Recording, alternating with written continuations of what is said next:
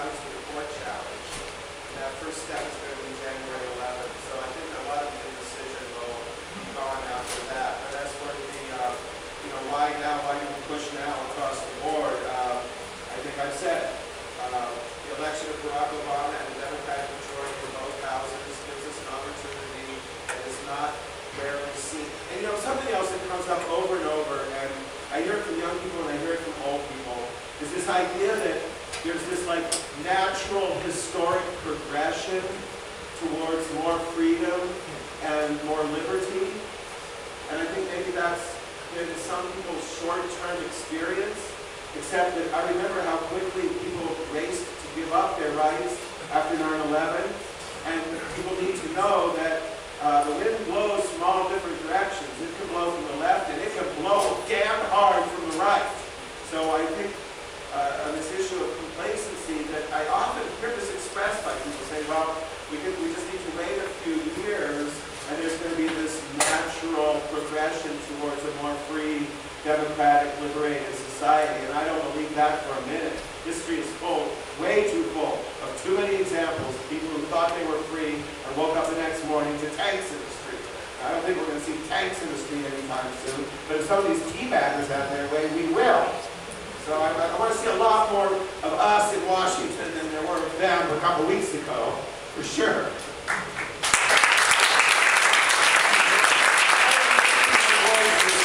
Two more questions if you got it. Yes, sir. Yeah, I have a question. So, everybody in this game is really, fighting about marriage equality and all that. But when you look around the room, you see sort of a disparity in representation, whether it be, race, class, or even gender or gender identity. So what I want to know is what people say to the people who think that marriage equality is just the problem of the privilege, and it's not our issue. I believe in conversations with underrepresented communities. So what would you say to that? I would say to them the same thing I say to the overwhelmingly heterosexual immigrant members of my union. I work for the Hotel and Restaurant Workers Union, and my job is to build a coalition between the LGBT movement and the labor movement, and particularly in the context of these workers. Most of our members come from Eritrea, Ethiopia, Sudan, Jamaica, Guyana, Central and South America, from Southeast Asia. Most of them were women. Many of them came here without documents. Some have since been able to get them. And our union is overwhelmingly made up of immigrants, many of whom have never even heard about this struggle until I go and talk to them. And then I show up and, oh, hi, I'm your homosexual advocate from California. We're going to make this strike fabulous,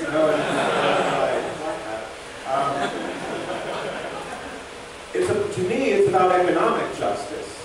I can be very sentimental and romantic, but on the marriage equality issue, I sometimes make jokes about it because I never imagined when I joined gay liberation that this would be one of our big burning issues. But and I have no desire to be married. That is simply not of importance to me. The first lesbians I ever met were named Del Martin and Phyllis Lyon, and they lived together longer than my mother and father lived together. They devoted their entire lives to the movement. They raised families, and that to me is the issue. It's economic justice, and that should be something that appeals to working class people, all different kinds of people. And it's been fascinating for me in talking with our members who are overwhelmingly also people of faith, Muslim, Catholic, Mormon, and our branch in Hawaii.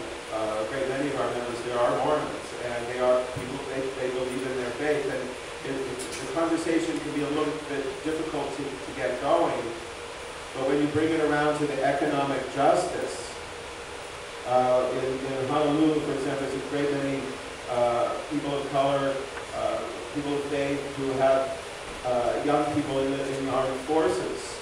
And when you talk to them about the reality that some of these young people are going back to Iraq or Afghanistan for their second or third tour of duty, and that they do have partners at home, and they do have families at home, and there will be no death benefits for them when they lose their lives in these wars. So I always, and this was the other thing that Harvey Milk did so well, was to find that common ground, and that requires us to listen carefully before we speak and really try to understand where these folks are coming from.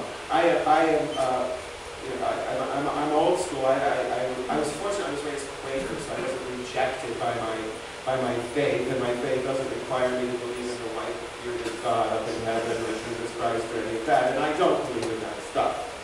But I do believe that every person of faith is a potential ally. I do believe that working class people are all potential allies, and that we have to approach that with respect and caution, but with courage and in a very resolute and determined way as well.